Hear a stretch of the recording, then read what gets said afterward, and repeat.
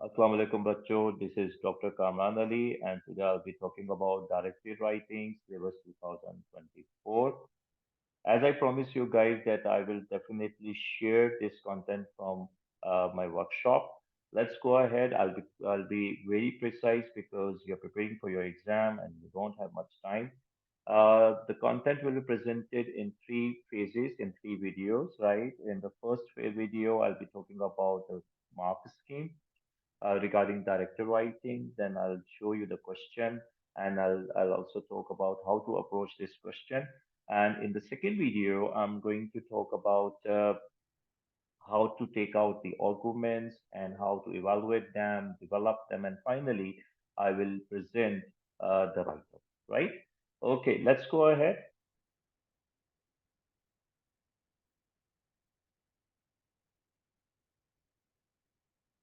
Okay, directed writing question comes in paper two, writing, and for paper two, we have 2 hours and 50 marks. Probably you already know that.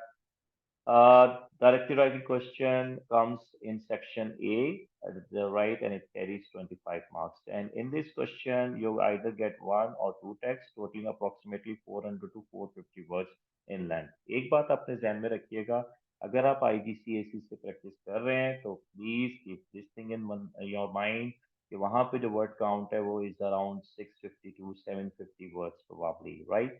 सो वहां पे text लेंदी है, यहाँ text जो है वो आपका relatively shorter है। और इसका मतलब ये हुआ कि इधर आर्गुमेंट्स आपके पास शायद कम हो, और अगर हैं भी तो इम्प्लिसिट आइडियाज के साथ होंगे, which is quite challenging in my opinion, right? अच्छा, फिर वो क्या करेंगे, आपको टेक्स्ट दे देंगे। टेक्स्ट के बाद आपको क्या करना है, आपको डेवलप करना है, इवैल्यूएट करना है इंफॉर्मेशन को इन टेक्स्ट में से, और फिर आपने बेस्ड ऑन दैट इंफॉर्मेशन आपने डिस्कस करना है या आर्ग्यू करना है या परसुएट करना है, राइट? और परसुएट करना है किस फॉर्म में, स्पीच की फॉर्म में, ईमेल की फॉर्म में, रिपोर्ट की फॉर्म में, लेटर की फॉर्म में, आर्टिकल की फॉर्म में। अगर मैं इसको सही आम फेम जबान में समझाऊं तो इसका मतलब है आपको स्पीच लिखने के लिए आएगी, उस स्पीच के अंदर या आप उस जो भी टॉपिक है, राइट, उसको डिस्कस कर रहे होंगे या उस पर आर्ग्यू कर रहे होंगे या उसके हवाले से आप परसुएट कर रहे होंगे, ठीक है? इसी तरह आपको ईमेल लिखने के लिए आएगी तो उसमें या तो आप डिस्कस कर रहे होंगे या आर्ग्यू कर रहे होंगे या परसुएट कर रहे होंगे। Same goes for report, letter और आर्टिकल। इसका मतलब ये हुआ कि ये तीनों जो है ये टाइप ऑफ राइटिंग, ठीक है, और राइटिंग्स रादर, ये इंपॉर्टेंट है। उसके साथ ये इनको मैं कहता हूँ मोड ऑफ राइटिंग, ठीक है, speech, email, report, letter, article, ये भी इंपॉर्टेंट है। तो अब हम क्वेश्चन को देखते हैं कि कैसे अप्रोच करेंगे, किस तरह से इन दोनों चीजों को साथ लेके चलेंगे। Let's go ahead.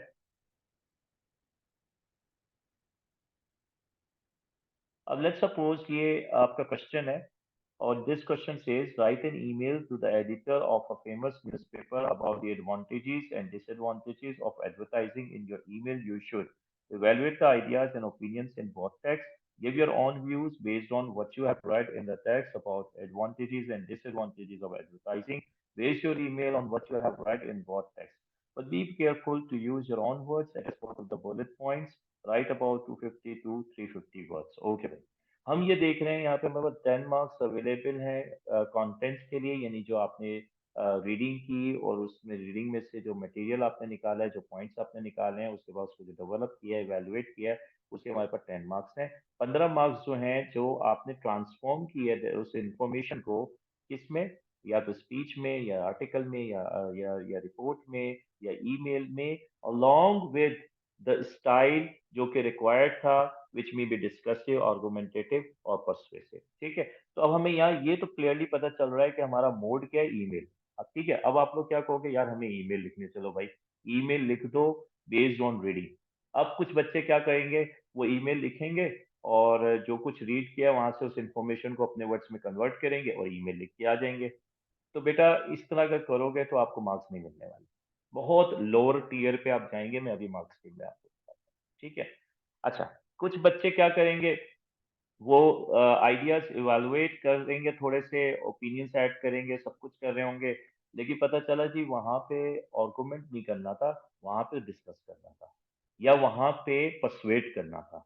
उसने जो भी बच्चे लिख रहे हैं उन्होंने ईमेल पे ध्यान दिया लेकिन इस बात पे ध्यान नहीं किया कि पर्पस क्या राइटिंग का, इन्फॉर्म करना है यानी डिस्कस करना है, आर्ग्यू करना है या परसुएट करना है।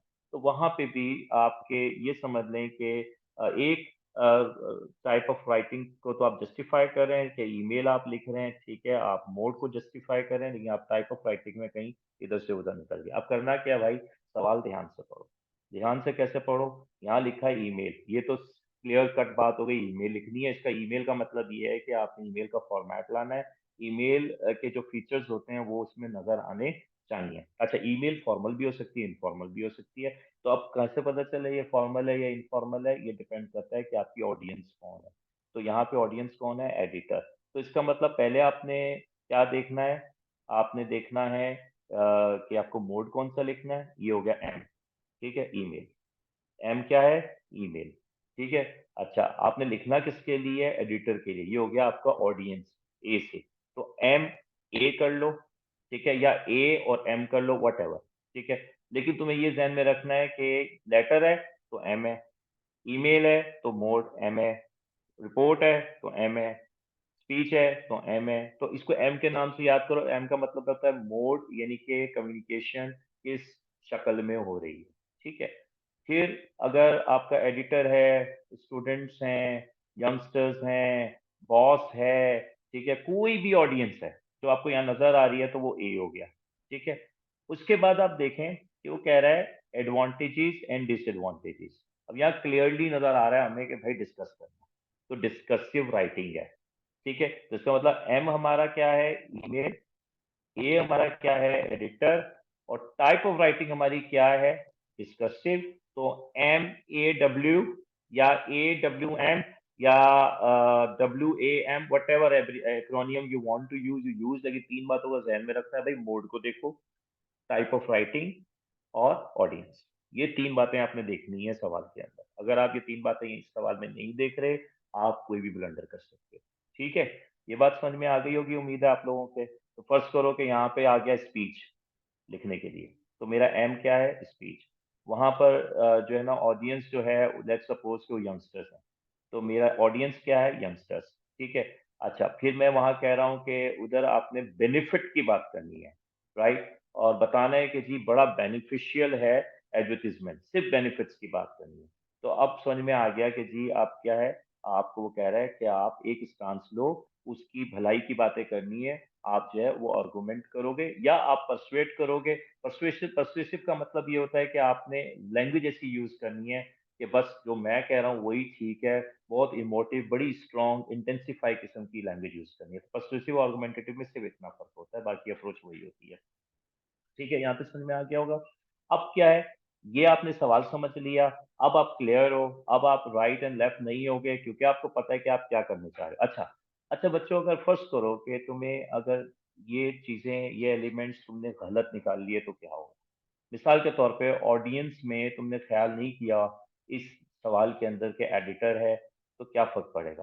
भाई एडिटर को लिख रहे हो तो उससे पता चलेगा कि ये फॉर्मल ऑडियंस है, फॉर्मल ऑडियंस है तो फॉर्मल लैंग्वेज यूज करनी है, फॉर्मल वोकैबुलरी यूज करनी है, कॉन्ट्रैक्शंस यूज नहीं करनी, ठीक है। आपने स्लैंग यूज नहीं करना, आपने जो है वो कॉम्प्लेक्स सेंटेंसेस बनाने हैं, पोलाइट टोन रखनी है।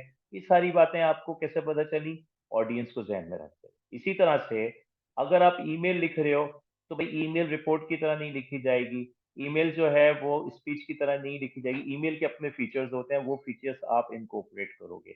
इसी तरह से वो कह रहा है भाई आर्ग्यू नहीं करो, दोनों साइड्स लो, डिस्कस करो एडवांटेजेस और डिसएडवांटेजेस दोनों को लेके आप चलें, ठीक है। आप क्या कर रहे हैं, आपने कहा इस चीज को समझा ही नहीं, आपने कहा सिर्फ आर्ग्यू करना है, आपने खाली एडवांटेजेस लिख दिए, या कुछ ऐसा लिख दिया कि जी आप जो है वो एडवांटेजेस को तो बहुत फोकस करें और डिसएडवांटेजेस जो है वो आपने बहुत थोड़े से पॉइंट्स निकाले और इतना ज्यादा फोकस नहीं किया, यानी एक तरफ आपकी जो भी ईमेल है वो टिल्टेड होगी, ठीक है। तो यहाँ पे अब आपको इसका मतलब आपने, आपको नहीं सिखाया किसी ने कि अप्रोच कैसे करना है इस सवाल को।